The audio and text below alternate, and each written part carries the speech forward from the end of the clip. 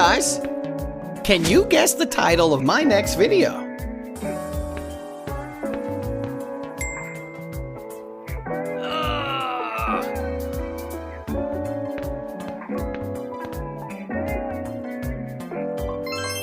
Hurry up! Write your guess in the comment section below. What happens to our body after we die? It becomes a star! Not at all.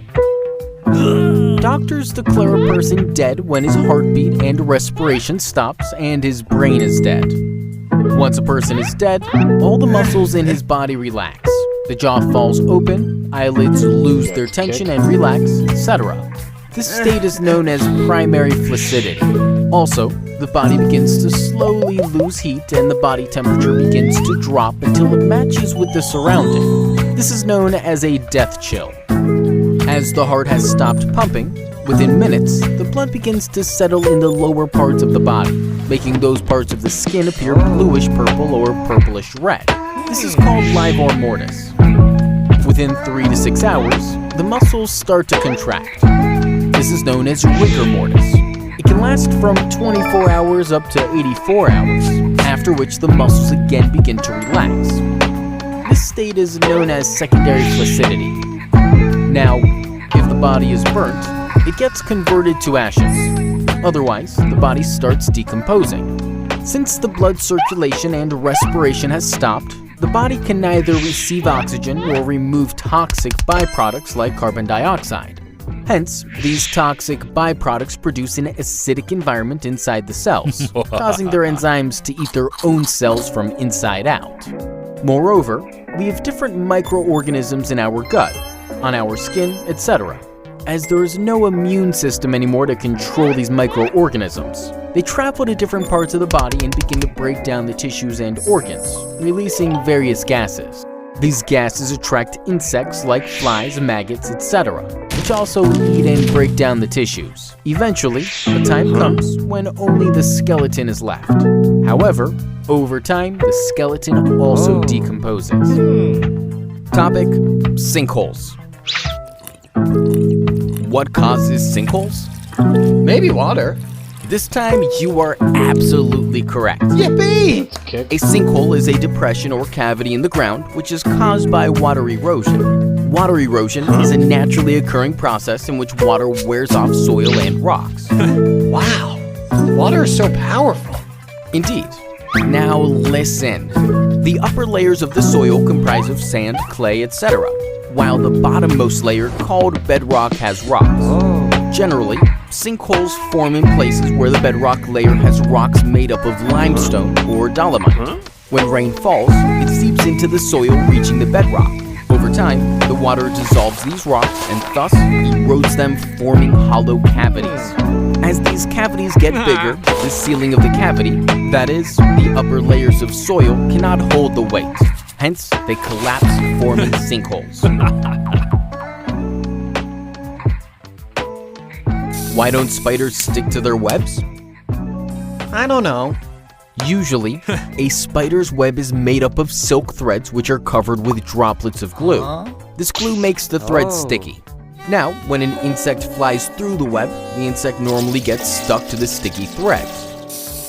But a spider does not get stuck because its legs have tiny hair-like structures called setae. When a spider walks on a sticky thread, the setae gets stuck onto the thread, helping the spider to get grip and support to walk.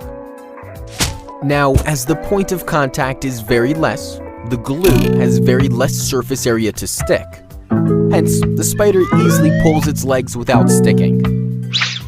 Besides this, a research suggests that certain spiders' legs are covered with a special chemical coating. This coating also helps the legs from sticking to the glue. How do scars form?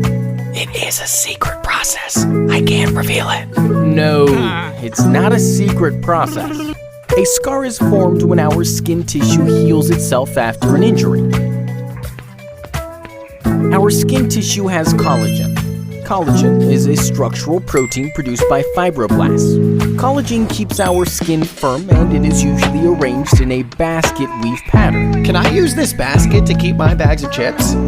Oh, please listen. When we get injured, our skin tissue gets damaged. So, in order to heal and close the wound, fibroblasts produce more collagen. But instead of arranging in a basket weave pattern, the collagen cross-links and aligns in a single direction. As a result, the injured area of the skin appears different from normal skin, thus causing a scar.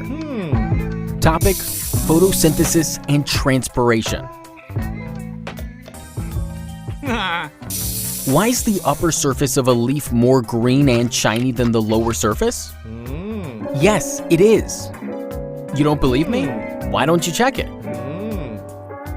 The upper surface of a leaf is more green and shiny, while the lower surface is comparatively less green and shiny. See? I told you. Do you know why? Okay, let me tell you. You must be aware that chlorophyll, which helps the plant to prepare food, is responsible for the green color of the leaves. But why is the upper surface more green than the lower surface? This is because the upper surface of a leaf is more exposed to the sun as compared to the lower surface. Hence, to trap maximum sunlight, there's more chlorophyll on the upper surface as compared to the lower surface. Hey, you forgot. You also wanted to know why is the upper surface of the leaf shinier, right? It is due to the process called transpiration. Transpiration is the loss of water from leaves, stems, etc. in the form of water vapor. Now, to make sure that the plant does not lose a lot of water, the leaves are covered with a shiny, waxy coating called a cuticle. But being more exposed to the sun, the upper surface will tend to lose more water. Therefore, the upper surface of the leaf is covered with a thicker cuticle as compared to the lower surface. Hence, the upper surface of the leaf is shinier than the lower surface.